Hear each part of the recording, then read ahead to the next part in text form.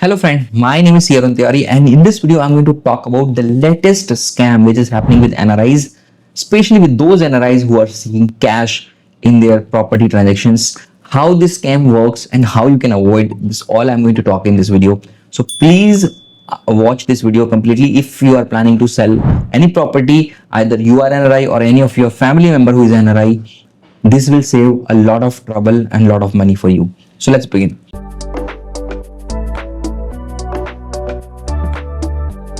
So first important part, due to whatever reason people seek cash whenever they are dealing in property, either you are resident or you are NRI. The main motive may be saving some taxes or saving some stamp duty. For taking that benefit, lots of scammers has come with very nice idea. One or two of my client, somehow they got scammed of this. So what happened basically, if you are in the market, you're planning to sell your property, these people will approach and they will offer you that they will give a lot of cash, maybe 50% part they can give as a cash, or if you want, they can give you 100% cash. That way you can save 100% tax, right? And they also claim that they have done this kind of thing and they are like super expert of that, nothing happened, nobody asked, right? All those kind of assurance they will give you. And what basically happens, like for example, you're selling a property of 1 crore rupees, they may give you 50 lakh rupees as a cash, or they may be giving you 1 crore also. This kind of scams are mostly happening in you can say Gurugram or Gurgaon, all these areas where the properties are super expensive nowadays, and lots of people are like operating in that area. So what happened generally in the when the transaction happens, they will give you cash also, they will give you whatever the check also, and they will take possession of your property within 1 or 2 days, or maybe the same day when you are dealing in the cash. They may be a red from income tax department. Now that income tax people can be real, they can be fake also. So they can have somebody in income tax department and they already have a prior knowledge, then you are not going, they are going to deal in cash, and as soon as maybe you leave that premises with that suitcase full of cash, somebody might be chasing you to your destination. They will seize you that money, they will of course file a case, or they pretend to file a case, and they will vanish with the money. So you lose your money, you lose your property also. Another case maybe it can be genuine income tax people who are getting tip from these people itself, because if you are going to give a tip to income tax department and you are informer in another way, you can get a 10% of revenue collected by government. So it's a big thing, right? So this is actually happening in some cases. It is not reported in media and all, because how you're going to report, how you're going to say that, because the first thing, the question will be on you, that what you are doing here with 50 lakh rupees in a cash, in a bag, right? What was your intention? So because you will not want to get into further complication by disclosing that to media, because first thing first, you should not be dealing in cash that was expected from you as a seller or as an NRI seller, and which you already have not done, just to save some taxes on that. Another way, it may be that people may promise that they will send this money abroad, whatever country you want, through Hawala. Again, they will claim a lot of things, like every day they are dealing with 50 lakhs, 60 lakhs or 10 crores. They are big time expert in this field and all. The only thing happened, the money never goes to your country and you can't do anything about it. So like you left 50 lakh with somebody, expecting that 50 lakh will be reaching to your country, whatever country you are expecting, it will never reach and you can't do anything.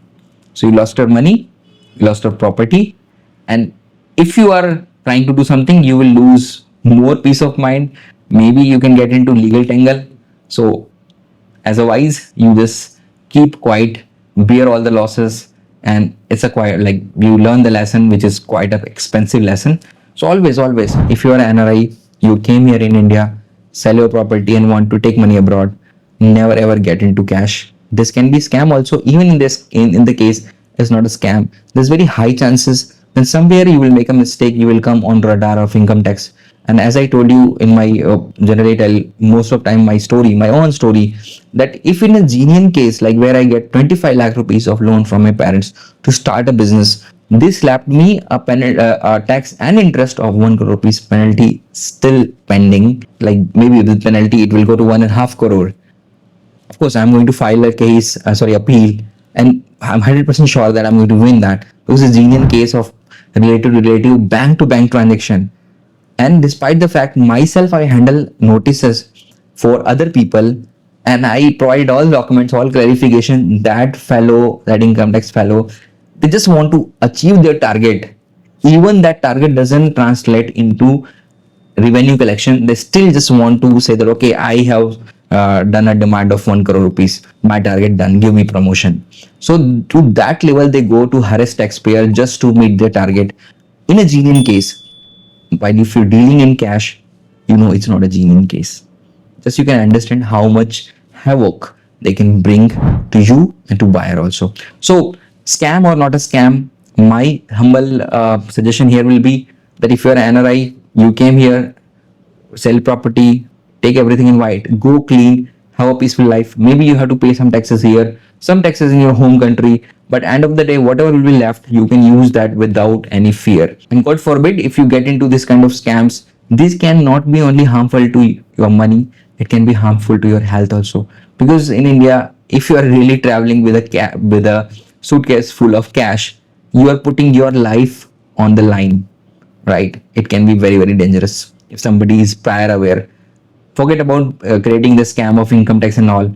Even some people just go and snatch that bag from you.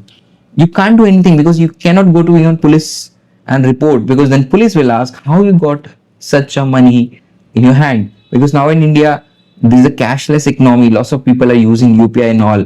So explaining that what you're doing with 50 lakhs, how you got that 50 lakhs, whether the hawala transaction was involved, you will get yourself more in trouble by going to police and reporting this transaction. So because people are aware that you cannot complain anywhere, they use this kind of tactics to rob, especially the NRIs who are new to this country and maybe not aware how the things are changing here, with where definitely you're going to lose your property, lose your money, lose your peace of mind.